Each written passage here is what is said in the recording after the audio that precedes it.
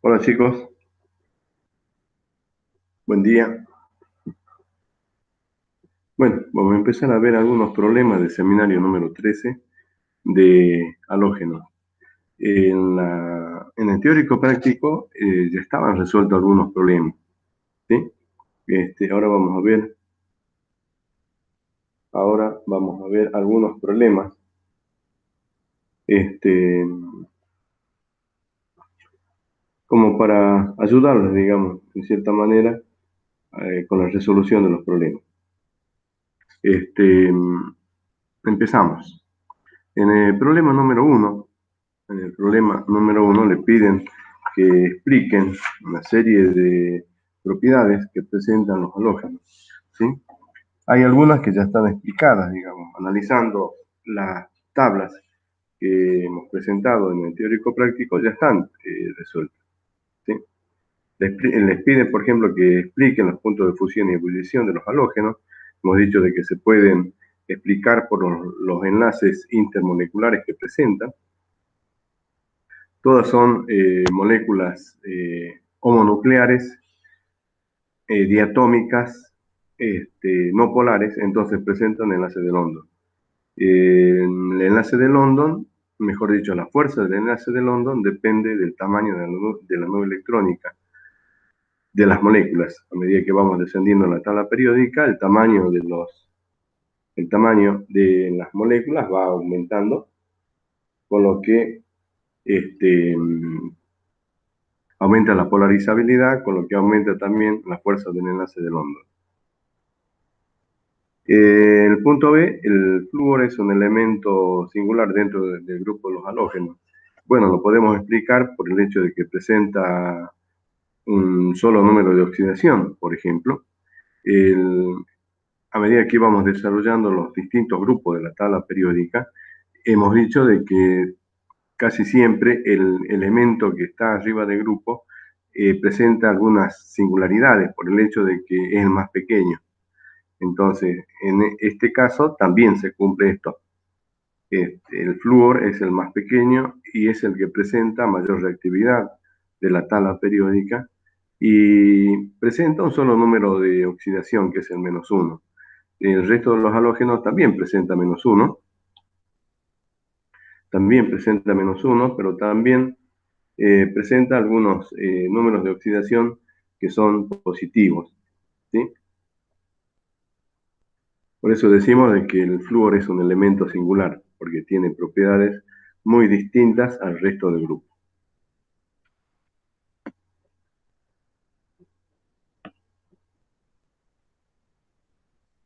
Bueno, se interrumpió un ratito por la...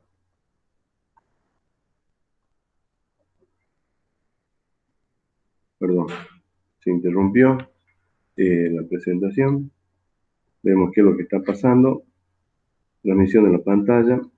Se nos fue un ratito la pantalla. Ahora ya seguimos, ¿sí? Y empezamos a discutir los problemas. Bueno,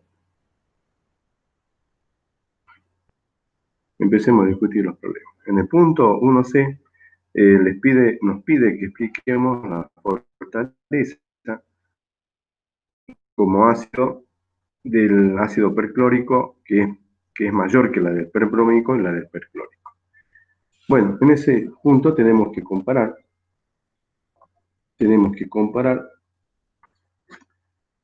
al ácido perclórico, que es más fuerte que el ácido perbrómico y el ácido clórico, ¿sí? Eh, Cuando hablamos en propiedades periódicas de la fortaleza de los ácidos oxigenados específicamente, habíamos dicho de que se los podía justificar con el potencial iónico, y la reglita general que habíamos sacado de ese análisis era de que para el caso de los ácidos oxigenados, el no metal que tenga mayor potencial iónico va a ser el que va a presentar mayor fuerza ácida, ¿sí? Eso es lo que habíamos sacado como reglita general. Pero aparte de tener una regla general, lo que hay que saber es de que lo tenemos que entender al tema. Si lo entendemos al tema, no vamos a tener ningún problema para poder explicarlo en otro momento. Bueno, entonces empecemos a explicar por qué el ácido perclórico es más fuerte que el ácido perbrómico.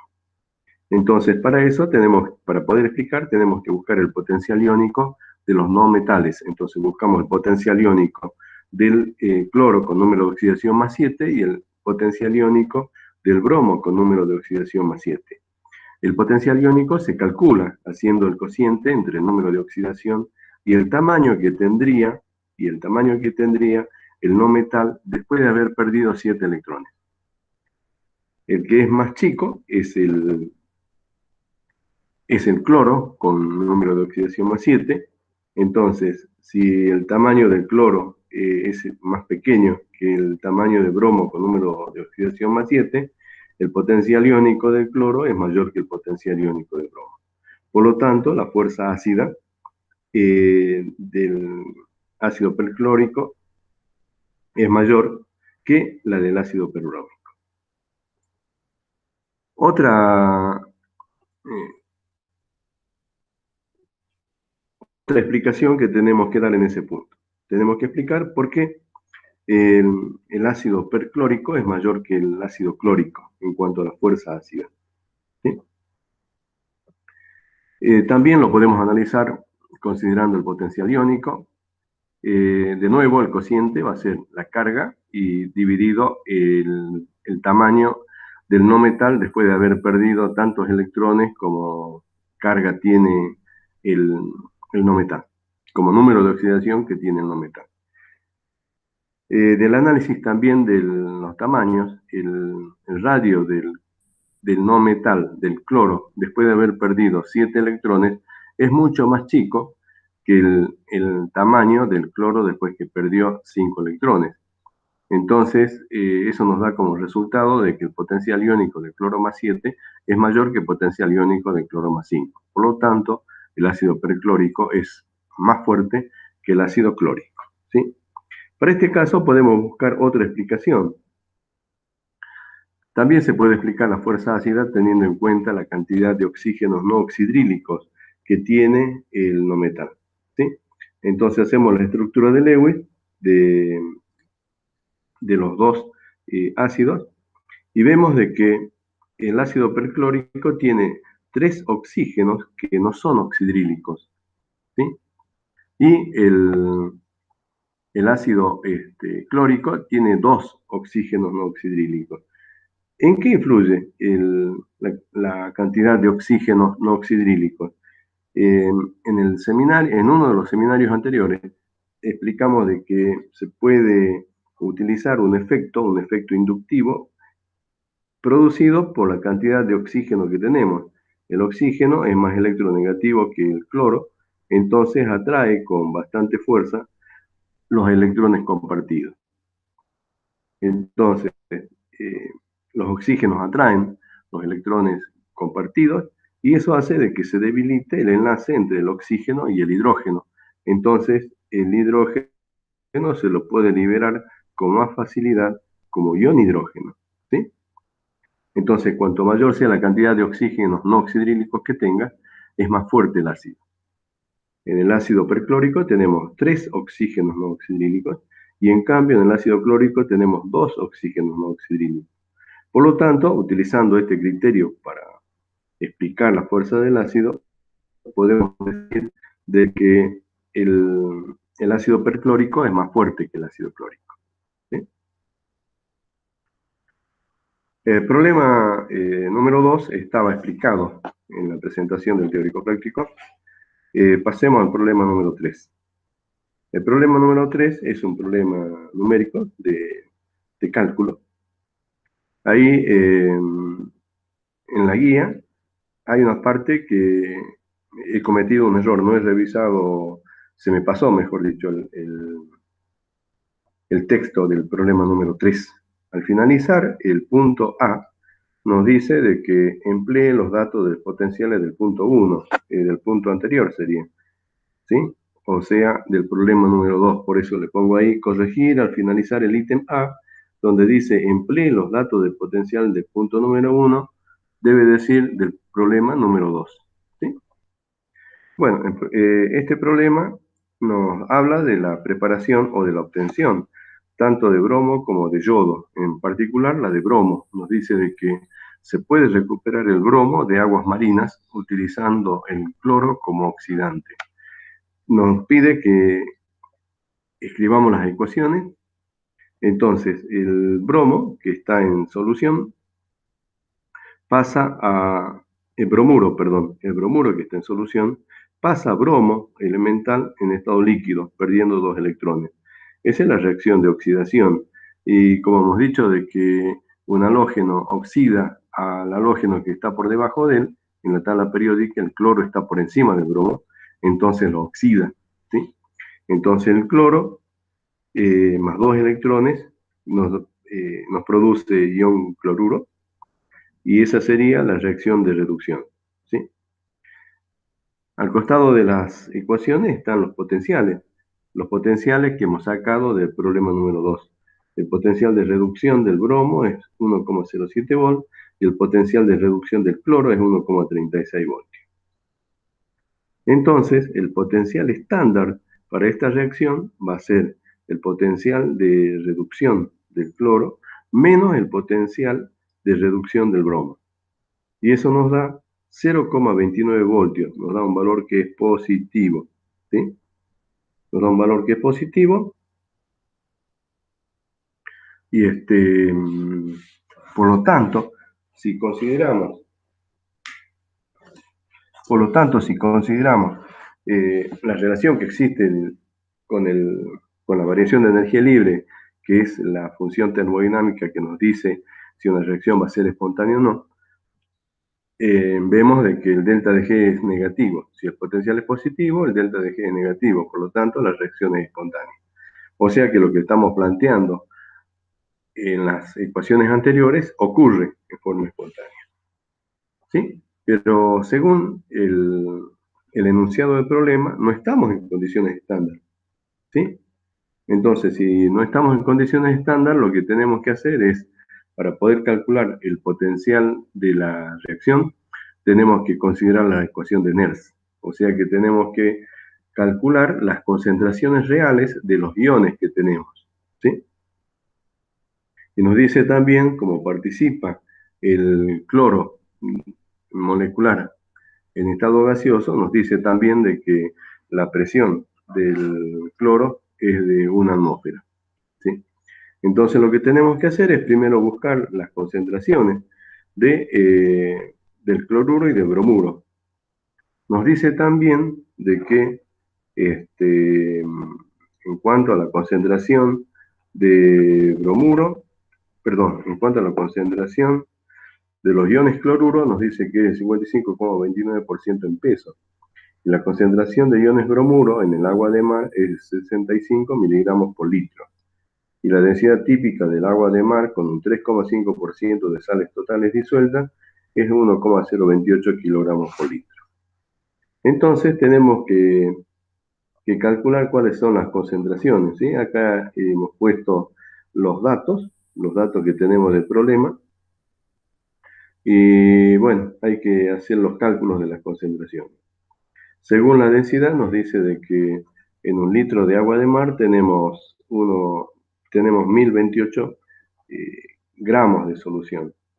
¿Sí? La concentración de iones cloruro es del 55,29% masa-masa sobre los 3,5% de las sales que están disueltas.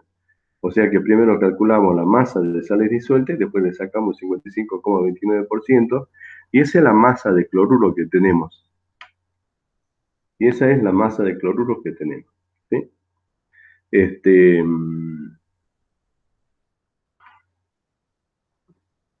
Entonces, calculamos la masa de cloruros, después calculamos, utilizando el peso atómico el peso atómico o la masa atómica relativa del cloro, sacamos qué concentración tenemos. Y nos da que es 0,56 molar.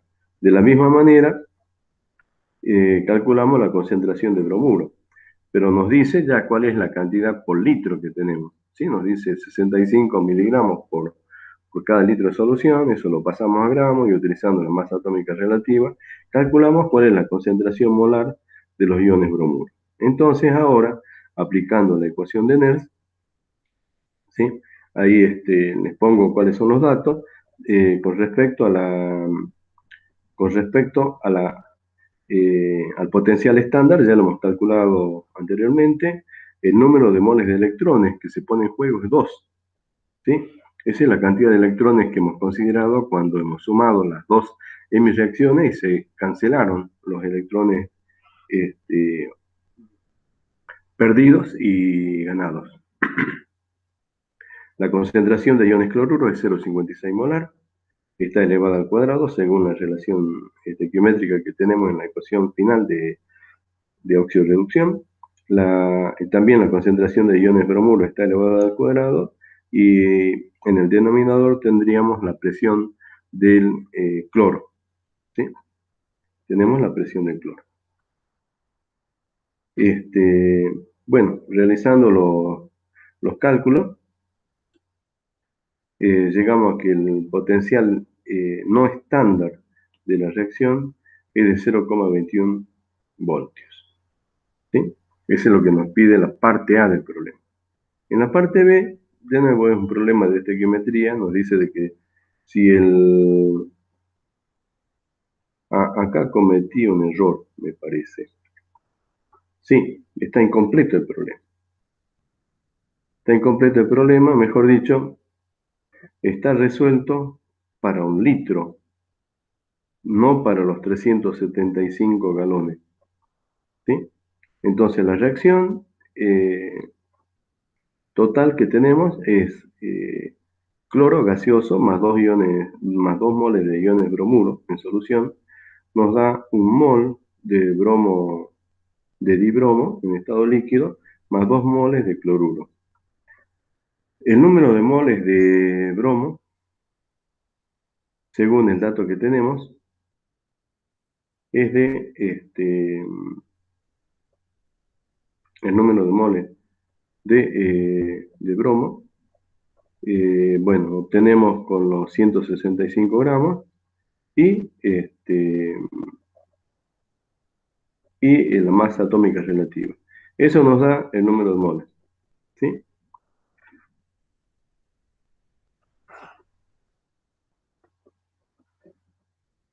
Entonces, calculando el número de moles de bromuro por estequiometría, vemos de que la relación estequiométrica entre el bromo y el cloro es por cada mol de cloro o por cada 2 moles de iones bromuro necesitamos 1 de cloro.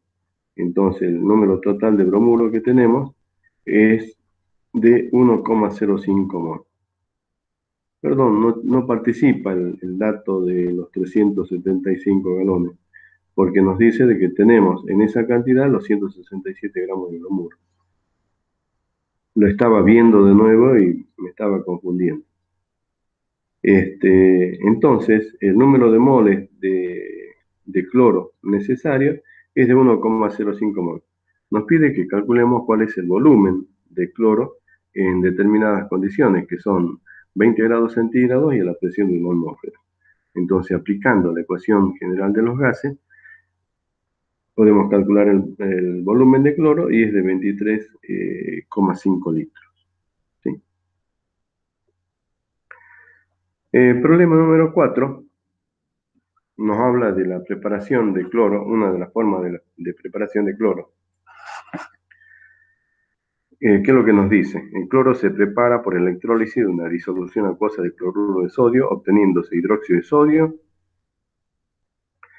hidrógeno gaseoso y cloro gaseoso. Escribamos la ecuación que tiene lugar. Entonces, las ecuaciones que tienen lugar, acá hemos graficado la curva electrolítica, utilizamos 2 electrodos y recubrimos esos electrodos con recipientes como para colectar los gases que se producen.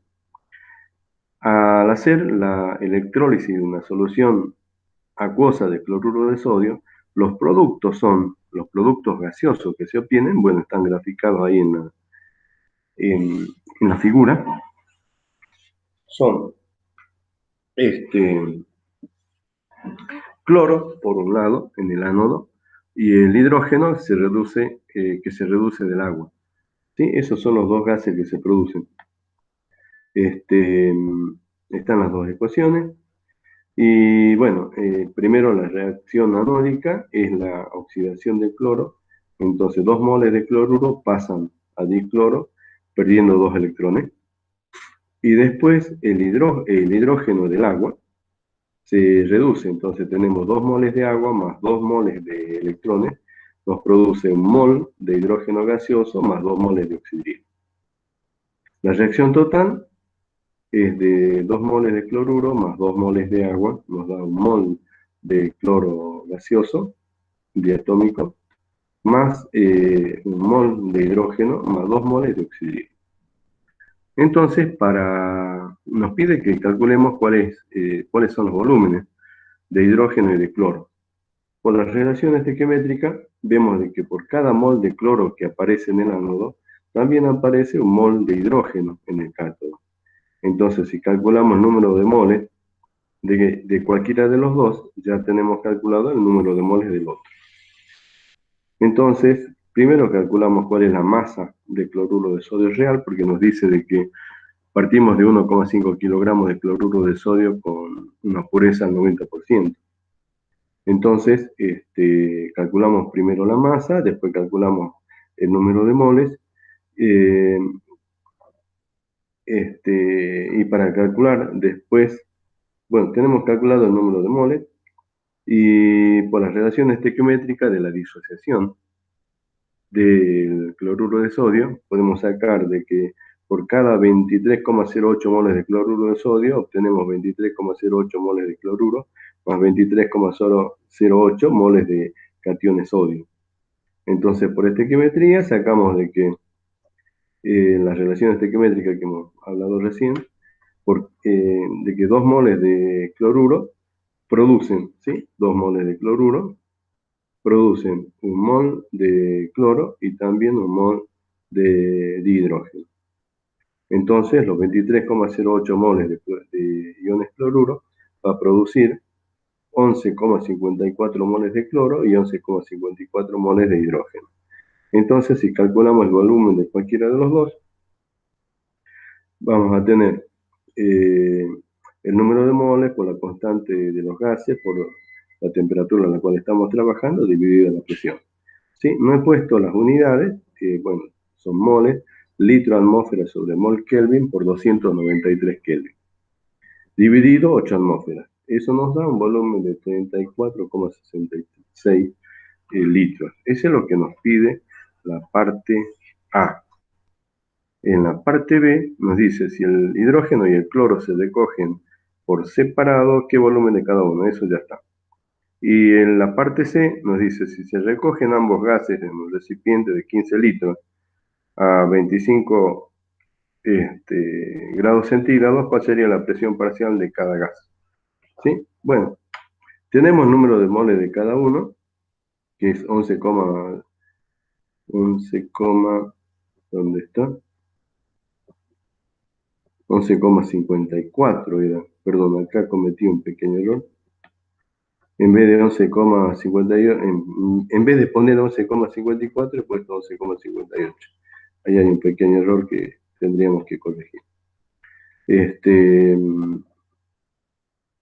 Entonces, aplicando la ecuación de los gases, nos da este valor que probablemente tengamos que corregir. ¿Sí? Y después, esta es la presión parcial. Lo que hemos calculado es la presión parcial, ya sea del cloro o la del hidrógeno. Nos pide que calculemos cuál es la presión total. Entonces la presión total va a ser la suma de las presiones parciales utilizando la ley de Dalton de las presiones parciales para una mezcla gaseosa. Bueno, sumando nos da, si este valor lo tenemos que corregir, el valor de la presión parcial, también vamos a tener que corregir el valor de la presión total. ¿Sí? Ahora ya no lo puedo corregir. En el problema número 7. En el problema número 7 nos pide de que para el yodo, a partir del diagrama de Latimer, construyamos el diagrama de Frost. ¿Sí? Eso ya estaba hecho en uno de los gráficos de la presentación. ¿Sí? Y en base a ese gráfico, lo que hay que decir es cuál es la especie más estable, el agente oxidante más fuerte, el agente reductor más fuerte, ¿sí? Y después nos pide que digamos cuál o cuáles son inestables respecto a su desproporción, ¿sí? Ahí tenemos el diagrama de Latimer para el yodo, el medio ácido, ¿sí? Analizando los valores, fíjense, para el ácido hipoyodoso, ¿sí? Analizando los valores, para el ácido hipoyodoso nosotros tenemos de que si se reduce a yodo sólido, tiene un potencial de 1,44, ¿sí? Si se reduce a yodo. Y si el ácido hipoyodoso se oxida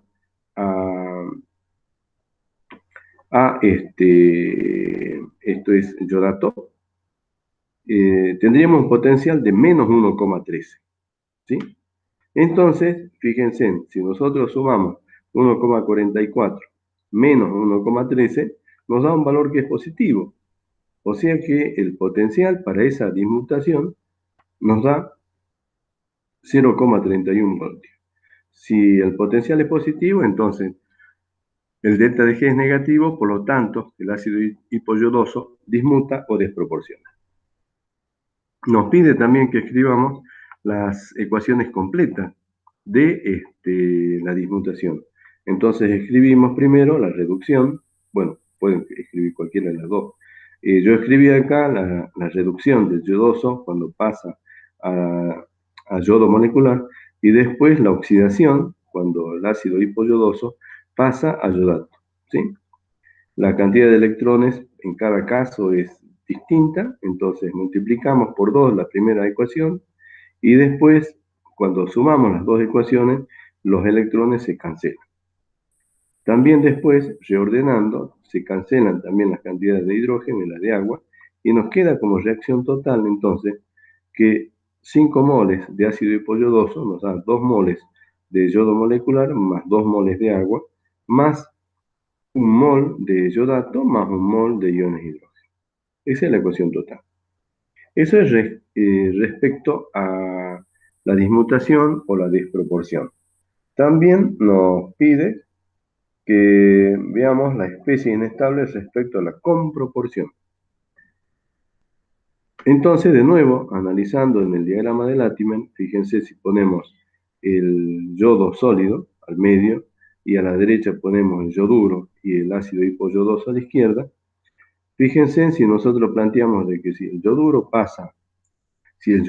se oxida a yodo y el ácido hipoyodoso se reduce a yodo molecular, eso nos da un potencial que es positivo, ¿sí? Porque tendríamos menos 0, acá lo tenemos, menos 0,535, menos 0,535 más 1,44 volt, y eso nos da de nuevo un valor del potencial estándar positivo. Entonces, si el potencial estándar es positivo, de nuevo, el delta de G es negativo, por lo tanto, la reacción es espontánea. Pasemos al problema número 8. En el problema número 8 le dan una tabla de solubilidades de halogenuros de sodio, por un lado, y después de halogenuros de plata. ¿Sí? Nos dan los datos de solubilidad y nos pide que expliquemos.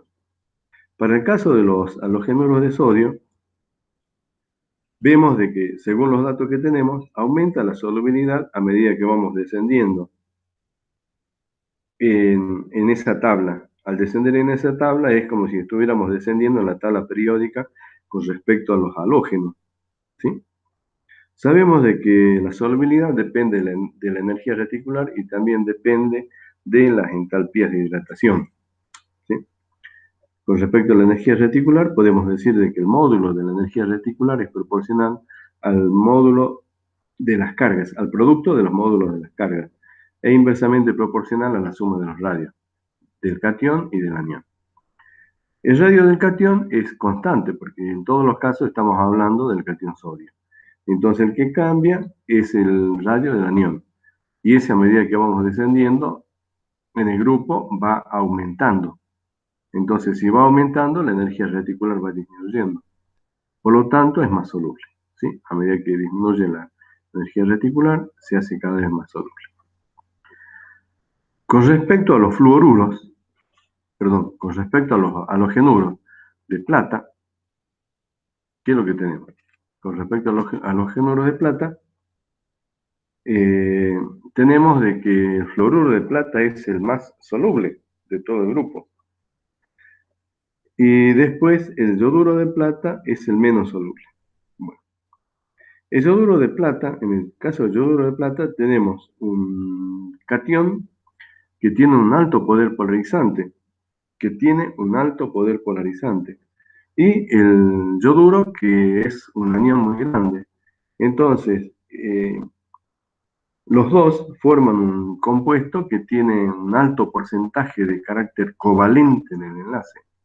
Entonces, a medida que va aumentando el carácter covalente del enlace, cada vez se hace menos soluble el compuesto. ¿Sí? Bueno, ahí está explicado parte de los problemas oficiales, digamos. El resto de los problemas, por eso les pongo, resuelvan solos, traten de resolver solos, porque, y después, si no entienden, pregunten.